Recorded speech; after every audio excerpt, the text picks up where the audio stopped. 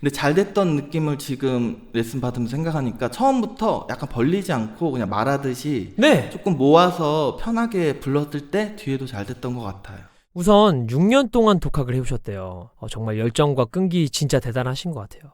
이분이 제일 고민이라고 하셨던 내용은 너무 많은 정보들을 이제 보다 보니까 정보의 과부하가 오고 어떻게 연습을 해야 할지 그 기준을 모르겠다고 저한테 말씀을 해주셨어요. 그리고 그 기준이 명확하지 않다 보니까 어떨 때는 소리가 잘 나오는데 어떨 때는 되게 안 나오고 잘 될 때 어떻게 해서 잘 나왔는지를 명확하게 알아야 그거를 내가 계속 연습해서 내 것으로 만들 텐데 그 기준을 모르겠다고 하셨어요. 그래서 그 기준이 어떤 것인지 같이 알아가는 시간을 가졌고요. 여러분들도 본인의 상황에 대입해서 한번 유심히 보시기 바랍니다. 우선 제가 들었을 때 발성 테크닉적으로 가장 컸던 습관은 부탁해도 되니 너에게 기억이 부르는 날에 널 사랑하던 그 얘기를 다시 한번 들려줄 수 있게. 이런 식으로 호흡이 많이 새어 나오게끔 노래를 하시는 거였어요. 그래서 우선 그 습관을 먼저 잡아드렸습니다. 부탁해도 되니 너에겐 그렇죠. 기억이 부르는 날에 널 사랑하던 그 얘기를 그렇죠. 다시 한번 들려줄 수 있게. 훨씬 더 소리가 또렷하죠. 자, 그럼 제가 어떤 피드백을 드렸었냐? 그런 느낌을 내려는 게 좀 있었어요. 네. 옛날 올드락 쪽의 어떤 그런 느낌? 네, 나이가 있다 보니까 근데 나이도 나이인데 발성 습관 자체가 이제 그런 쪽이 많이 들어서 그런 걸 많이 듣다 보니까 그런 쪽으로 좀 자리가 잡혀 있어요. 네. 오히려 선생님께서는 좀 더 깔끔하게 부르는 연습을 하셔야 돼요. 네. 지금은 부탁해도 되니 너에게 이런 목소리로 가셨거든요. 네. 근데 오히려 깔끔하게 아이가 부르듯이 나나나나나나 나나나 이렇게 여기 한 소절만 해보실래요? 나나나나나나 나나나. 잘하셨는데 지금도 나나나 전체적으로 이런 느낌이 있어요. 나나나나나나 그냥 더 애처럼. 동요처럼. 그렇죠. 나나나나나나 나나나. 오케이, 잘하셨어요. 그럼 그대로 가사 붙여서 부탁해도 되니 너에겐 그렇죠, 요렇게. 기억이 부르는 날에 부탁해도 되니 너에게 기억이 부르는 날에. 아이가 부르듯이 그리고 나라는 발음으로 하라고 했죠. 기본적으로 예전 락발라드의 노래를 되게 좋아하셔서 목소리를 무언가 꾸며서 내려는 습관이 있으셨어요. 왜 예전 이 락발라드를 생각해보면 해가 지기 전에 가려 했지 이렇게 부르는 것보다 해가 지기 전에 가려 했지 이렇게 부르는 느낌이 있잖아요. 이렇게 부르면 어느 정도 멋이 생길 수야 있겠지만 목 건강에는 그리고 노래를 부르는 데 있어서는 더 힘들어지게 돼요. 기본기가 갖춰진 다음에 그렇게 해야 되는 겁니다.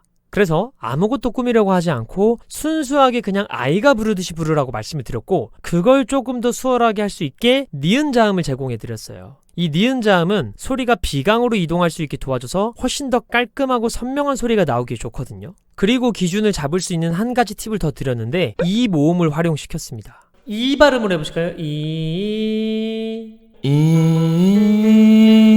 그쵸? 그렇게 끝까지 갖고 가려고 해야 돼요, 접촉을. 그대로 가사. 부탁해도 자, 탁에서 또 다시 부탁해도 되니 저 너에겐. 이렇게 가셔야 돼요. 이렇게 호흡이 덜 새어나올 수 있습니다. 여러분, 우리가 연습이라는 건 실전이 아니잖아요. 당장 남들 앞에서 불러야 하는 게 아니기 때문에 굳이 가사 그대로 갈 필요가 없어요. 소리를 바꾸기 위해 가장 도움받기 쉬운 게 발음이거든요. 그래서 많은 트레이너들이 자음이 됐든 모음이 됐든 발음을 바꿔서 부르기 많이 시켜요. 그래서 여러분들도 연습하실 때 지금 내가 어떤 자음 혹은 어떤 모음으로 해야 소리가 편하게 나올지 고민해보고 실험해가면서 연습해보시면 훨씬 더 보다 쉽게 원하는 소리를 찾아갈 수 있어요. 이 발음은 좁은 모음이어서 호흡이 새어나갈 수 있는 여지가 훨씬 더 적어지거든요. 그냥 가사로 계속 시도하지 마시고 자음이든 모음이든 바꿔가면서 불러보세요. 훨씬 더 효율적이고 건설적인 연습이 됩니다. 그리고 다음 소절도 한번 볼게요. 잠들어 있는 날 보던 너와 내 꿈에 있던 너의 모습이 는 지워지지 않게 잠들어 있는 날 보던 너와 내 꿈에 있던 너의 모습이 늘 지워지지 않게. 음이 조금 올라가지더라도 선명한 소리를 유지할 수 있죠. 제가 이런 피드백을 드렸어요. 선생님 같은 케이스는 중요한 거는 노래라고 생각하시면 안 돼요.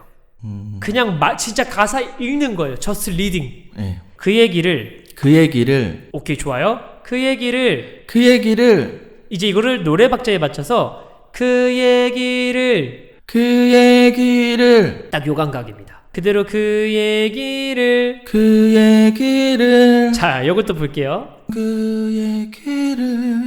자꾸 느낌을 내려고 하는 버릇이 있는 거죠, 제가. 그래서 자꾸 벌려서 부르게 되고. 네. 그래서 선생님은 아예 노래가 노래 같지 않게, 그러니까 내가 불렀을 때 승에 안 차야 돼요. 네네. 사랑한다는 말 이렇게 가야 돼요. 그러니까 뭔가 잘 부르려고 하지 않는 느낌? 그렇죠. 노래의 표현을 연습하는 거 당연히 좋습니다. 무조건 해야 되는 부분이기도 하고요. 하지만 기본기를 먼저 잡고 가야 하는데, 지금 이 학생분처럼 노래를 좋아하고 특히 표현의 센스가 조금 있으신 분들은 의식적으로 막 표현을 하려 하지 않아도 무의식적으로 노래를 그렇게 하게 돼요. 가수의 어떤 느낌 있는 톤, 느낌 있는 비브라토 이런 것들을요. 본능적으로 그게 카피가 그냥 되어지는 거죠. 그게 기본기가 되어 있으면 좋지만 지금 상황에서는 오히려 더 독이 되는 상황인 거예요. 다시 한번 강조드리자면 노래의 멋을 표현하기 이전에 깔끔하게 부를 수 있는 능력이 먼저 있어야 해요. 그래서 그걸 먼저 연습하셔야 되는 케이스인 겁니다. 자, 그리고 고음 부분 한번 들어봅시다. 멀어지는 너의 뒷모습에서 감출 수가 없이 눈물이 흐르던. 소리가 전반적으로 아래에 좀 뭉쳐있는 느낌이죠. 그래서 제가 위쪽 소리를 쓸 수 있게 이마가 입이다 라고 생각하며 불러보라고 했습니다. 같은 음이지만 조금 더 높아져 있는 소리 위치를 한번 들어보세요. 이마가 입. 멀어지는 너의 뒷모습에서 또 이마가 입. 감출 수가 없이 눈물이 흐르던 사랑한다는 말 한마디. 이마가 입. 사랑한다는 말 한마디.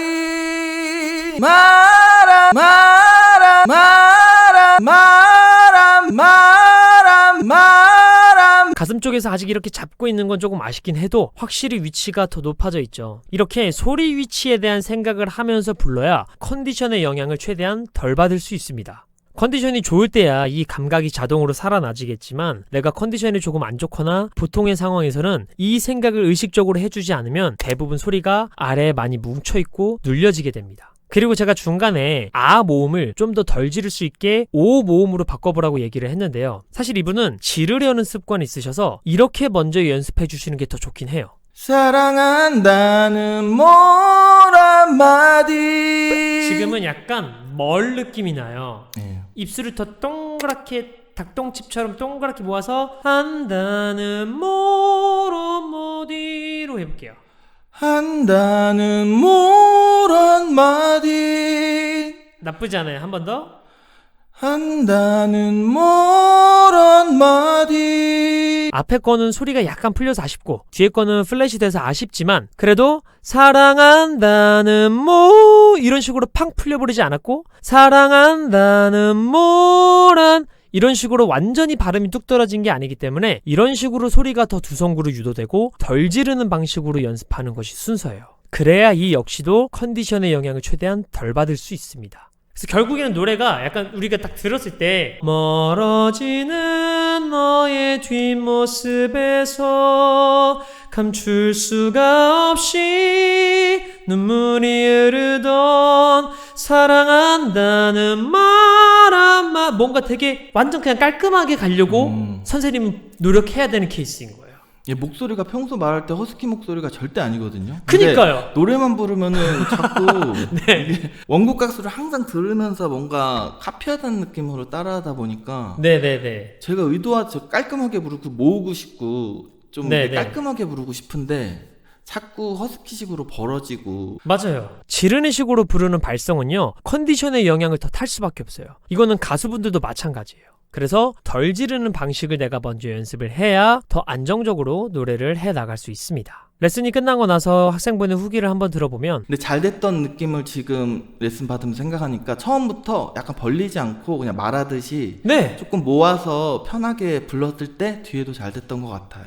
지금 말씀하실 때는 발성 보이스 너무 좋거든요. 노래할 때랑 톤이 다르시단 말이에요, 되게. 그 말씀하신 톤으로 가셔야 돼요. 좋아하는 노래를 바꿀까요, 아예? 뭐 근데 그래야 좋아요. 저는 그래서 락 발라드 같은 거보다 뭔가 좀 성시경 노래나 그렇죠. 이무진 노래나 뭐 이런. 플레이리스트를 저는 바꾸라고 많이 권해요. 본인이 잘 될 때는 왜 잘 됐는지를 알게 되셨다고 해요. 그러니까 소리가 잘 나올 때는 분명히 이유가 있는 거잖아요. 근데 그 이유를 몰랐었는데 그 이유에 대해서 알아가셨고 스스로가 연습할 때도 어떤 기준으로 연습해야 할지 더 명료해지신 것 같아서 보람찬 시간이었습니다. 레슨이라는 거는 스스로 어떻게 해나가야 할지를 배워가는 경험의 장터라고 생각해요.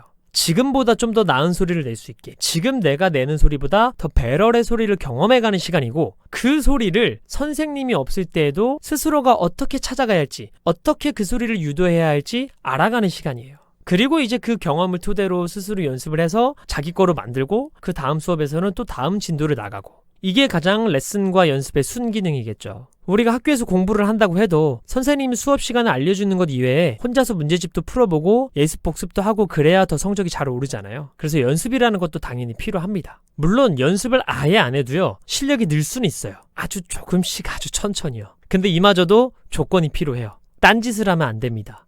내가 내보고 싶은 소리를 막 내보거나 아니면 뭐 노래방 가서 내가 부르고 싶은 노래 막 내 맘대로 부르거나 이런 게 없어야 해요.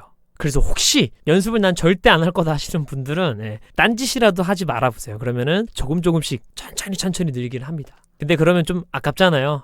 기왕이면 연습을 해서 더 많은 것을 배워갈 수 있으면 당연히 좋겠죠. 이분이 굉장히 열의도 넘치시고 이 노래에 대한 고민과 고찰이 굉장히 많으셨을 텐데 이날 수업이 많이 도움이 됐다고 저한테 연락을 해주셔서 너무 기쁘고 감사했고요. 머지않아서 또 기회가 있다면 이 노래라는 아주 좋은 매개체로 같이 즐거운 시간을 보낼 수 있길 바라봅니다.